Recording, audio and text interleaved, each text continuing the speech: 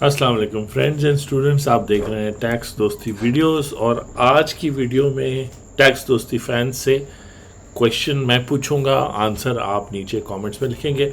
मैं इस वक्त ज़मीन.com पे हूँ, उनकी वेबसाइट पर हूँ और 16.5 एकड़, आप ऐसे ही समझें कि मैं आपका क्लाइंट हूँ। मैं ये 16.5 एकड़्स जो है लैंड बेचना चाहता हूँ। मैंने इसकी कीमत तकरीबन 20 करोड़ लगाई है और मेरी अपनी परचेज जो है आप कह सकते हैं कि 8 करोड़ थी, तो तकरीबन 12 करोड़ जो है उसमें प्रॉफिट है, मेरा कैपिटल गेन है। यानी अगर मैं बेचूंगा और मैं बेच रहा हूँ 3 साल बाद, तो ये इस प्रॉपर्टी की डिटेल्स हैं।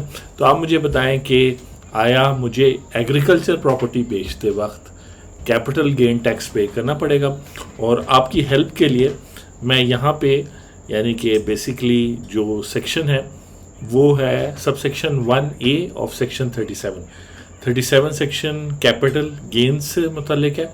और सब सेक्शन 1A कहता है कि जो इमूवेबल प्रॉपर्टी है जब उसको बेचा जाएगा तो उसकी टैक्सेशन ऐसे होगी, जब मूवेबल प्रॉपर्टी बेचेंगे तो सेक्शन 37 में जो बाकी रूल्स और रेट्स और फार्मूला दिया है तो मूवेबल प्रॉपर्टी पे वो अप्लाई होगा।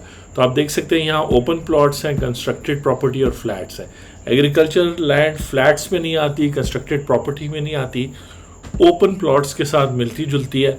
और मैं 3 साल बाद बेच रहा हूँ, तो where the holding period exceeds 3 years but does not exceed 4 year. तो 3 साल के बाद बेच रहा हूँ, लेकिन अभी 4 साल पूरे नहीं हुए। तो मैं आपके पास आया हूँ, तो आपने ये टेबल देखा और मुझे कहा कि जी 7.5% आपको पे करना पड़ेगा 12 करोड़ पे। तो डेफिनेटली मैं, आप कंसल्टेंट हैं, मैं क्लाइंट हूँ, मैं नाराज़ हुआ हूँ कि यार इतना ज़्यादा टैक्स आपने बना दिया है और बेसिकली आपने जो है ना मुझे उस कैटेगरी में डाला है। आप मुझे फ्लैट में डाल दें ताकि मैं अगर तीसरे चौथे साल बेच रहा हूँ तो इस कॉलम में मैं आऊँगा तो मुझे ज़ीरो टैक्स पे करना है। तो आप कहते हैं कि नहीं, एग्रीकल्चर लैंड जो है वो बाकी ओपन प्लॉट्स की तरह जो सिटी में होते हैं DHA वगैरह, उनकी तरह उनकी टैक्सेशन होनी चाहिए। तो चलें फिर मैं कहता हूँ कि चलें मैं फिर आपको बताता हूँ। तो फिर जो है मैं सोचता हूँ कि मुझे दूसरा कंसल्टेंट करना चाहिए। तो दूसरा कंसल्टेंट, उसको भी मैं बताता हूँ ये प्रॉपर्टी मैं बेच रहा हूँ, इस पर कैपिटल गेन होगा और आप क्या कहते हैं। तो वो मुझे जो कॉन्स्टिट्यूशन ऑफ पाकिस्तान है 1973 उसके 4th शेड्यूल में ले जाता है और उसमें फेडरल लेजिस्लेटिव लिस्ट है, यानी ऐसे टॉपिक्स या ऐसी फील्ड्स या ऐसे एरियाज जहाँ पर फेडरल गवर्नमेंट लॉज बना सकती है और पूरे पाकिस्तान में इम्प्लीमेंट कर सकती है। तो यहाँ पे ये 47 number entry taxes of income है अदर देन एग्रीकल्चर इनकम। तो जैसे आपको पता है, मुझे भी पता है कि जी एग्रीकल्चर इनकम टैक्स से एग्जाम्प्ट है, क्योंकि फेडरल गवर्नमेंट इस एंट्री की वजह से एग्रीकल्चर इनकम को टैक्स नहीं कर सकती। लेकिन मैं तो कैपिटल गेन टैक्स की बात कर रहा हूँ, क्योंकि एग्रीकल्चर लैंड जो है वो कैपिटल एसेट की डेफिनेशन में आती है। और यहाँ पर अगर मैं एंट्री नंबर 50 पे आऊँ तो taxes on the capital value of assets not included taxes on immovable property. तो सेक्शन 7E में भी यही रीज़न लिया गया था कि एंट्री नंबर 50 में वो आती है और इमूवेबल प्रॉपर्टी पे टैक्स नहीं है। लेकिन कोर्ट्स ने, हाई कोर्ट ने उस बात को इतनी वैल्यू नहीं दी। इवन लाहौर हाई कोर्ट ने फैसला 7E के अगेंस्ट किया टैक्स पेयर के फेवर में, फिर भी इस चीज़ को इतना हाईलाइट नहीं।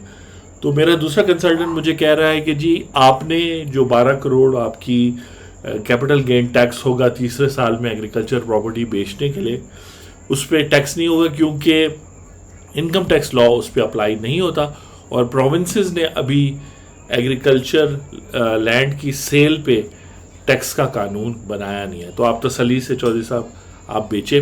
तो अब क्वेश्चन आपसे ये है कि आया मुझे टैक्स देना पड़ेगा 7.5% के हिसाब से ऑन दी, यानी कि कॉस्ट मेरी 8 करोड़ थी, बेच मैं 20 करोड़ कर रहा हूँ और 3rd ईयर के बाद 4th ईयर में, या फिर दूसरे कंसल्टेंट जैसे कह रहे हैं कि टैक्सेस ऑन कैपिटल वैल्यू, ये कैपिटल वैल्यू होती है जो मार्केट वैल्यू होती है, उसको कैपिटल वैल्यू ही कहते हैं एक चीज़ आप मार्केट में जब बेचते हैं, लेकिन नॉट इंक्लूडिंग टैक्सेस ऑन। तो बेसिकली मुझे वो टैक्स नहीं कर सकती एग्रीकल्चर लैंड के हवाले से।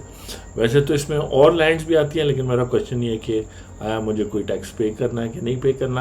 आप जवाब कमेंट्स में लिख सकते हैं। हेल्पफुल वीडियोस के लिंक्स इस वीडियो के अलावा नीचे डिस्क्रिप्शन में दिए होंगे और डेफिनेटली जो है आप अपना कमेंट्स में लॉजिक भी बताएं, लॉ का रेफरेंस भी दें, और इस तरह की वीडियोस में आपसे पूछा जाएगा और इवेंचुअली फिर आपके साथ आंसर भी शेयर करेंगे इंशाल्लाह। मैं हूं आपका टैक्स दोस्त और टैक्स होस्ट एंथनी विलियम्स। आपसे नेक्स्ट वीडियो में मुलाकात होती है। Thank you very much.